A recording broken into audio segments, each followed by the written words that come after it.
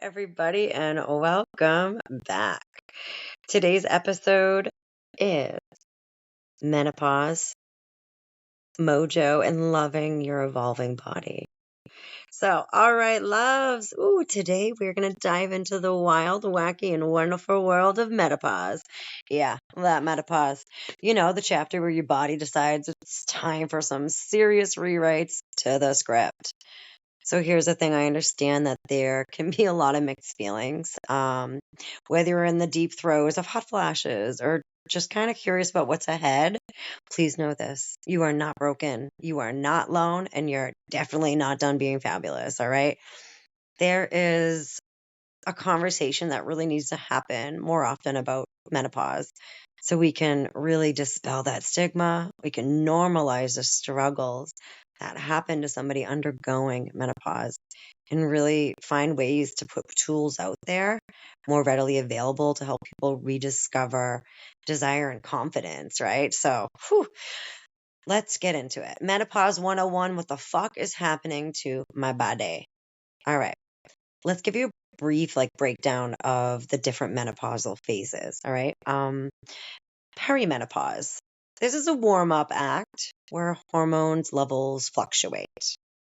There's menopause proper, which is 12 months without a period.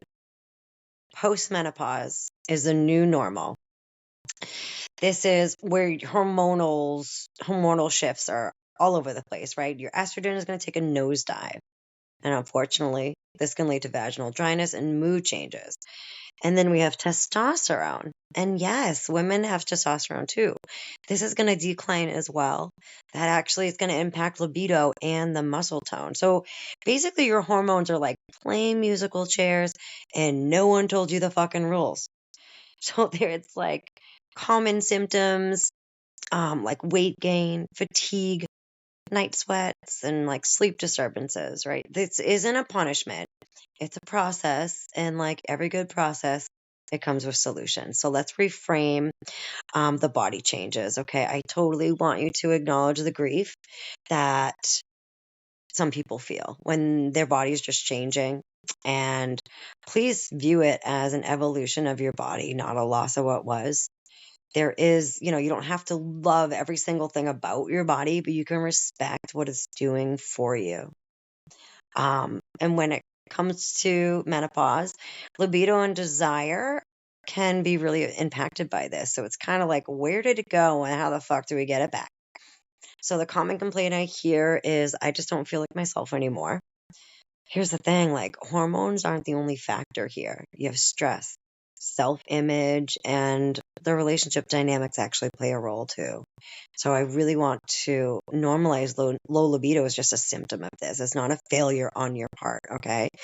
Please, here's some practical tips, right? So please, please, please know that there's tips for you.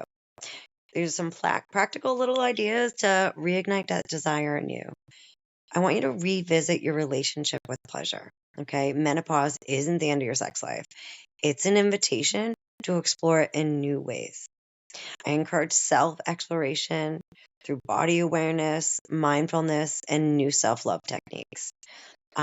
Masturbation is a vital tool, a vital way to reconnect with sensations. This is your permission slip to get reacquainted with your new body, right? Version 2.0 without judgment.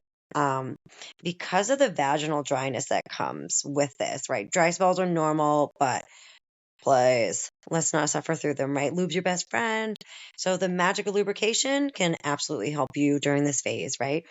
Silicone-based lubes and moisturizers are going to be super, super helpful. Okay. I have some clients that will use a lubrication applicator because it is just painful to walk around.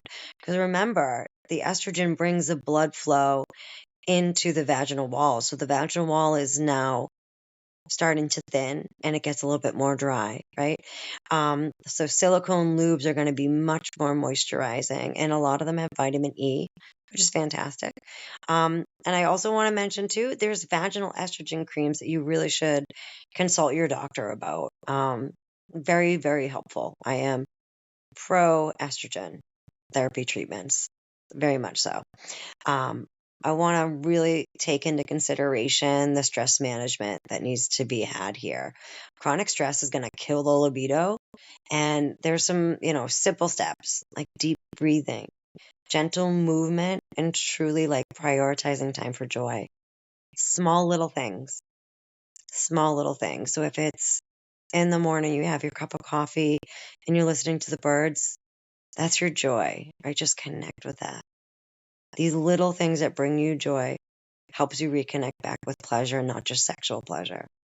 So when we need to expand the definition of intimacy here, I really want to emphasize that non-sexual touch is huge and it's a great emotional connection that you can use, with shared laughter and date nights to build intimacy. And like, hey, sometimes a sexy night starts with a cuddle and Netflix, not fireworks, and that's okay. Right.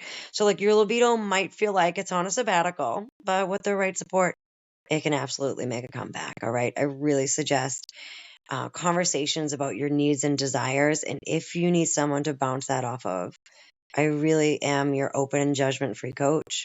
I got you covered in version 2.0. So I'm going to really ask you to challenge the cultural narratives that equate worth with youth or like the perfect body, right? Menopause is a rite of passage, a chance to embrace your wisdom and your body's new strength. Um, a couple of body positive practices for you. All right, ready? I want you to, only if you desire, right? If you want, take note, right? If you don't want, I'll be done in a minute. First practice is a daily gratitude for your body. So you can start small. You can thank your legs as you put your lotion on it for carrying you, your arms for being able to hug loved ones and yourself, your belly for holding life, your creativity, right? Because all your chakras are in there, right? Your sacral chakra, or your belly for holding meals that you love. Look at your laugh lines and your smile lines and thank it for the most beautiful laughs and smiles that you have shared with ones you care for. Another practice is really embracing movements that feel good. Focus on like joyful movement rather than like punishment for weight gain, right? Move in the way that feels best for you. I want you to dress for confidence too, if you like. Wear clothes that make you feel fabulous now, not what fits, 10 years ago. That's different. That's a different version, baby. That's somebody who is less knowing and less wise. My final thoughts are I really encourage you to view menopause as an opportunity for reinvention, not an ending. All right. Your mojo isn't gone. It's just waiting for you to reclaim it. And remember, menopause does not define you. You define how you navigate it. If you would love me to dive deeper into these topics, there is so much more that goes into it. I just wanted to give you a little touch, just a little bit of a little taste of menopause and what's going on. And do you desire to be more open and supportive of anybody you love that's going through this? Definitely share this with them. Normalize it. It's okay to talk about these things. It happens to every single person that has a vagina. It is, we cannot stop it. And if you desire to be a more supportive person, thank you so much for listening to this. Thank yourself for showing up just to get a little bit of insight on this incredibly beautiful change that the body goes through. Until next time, my friends.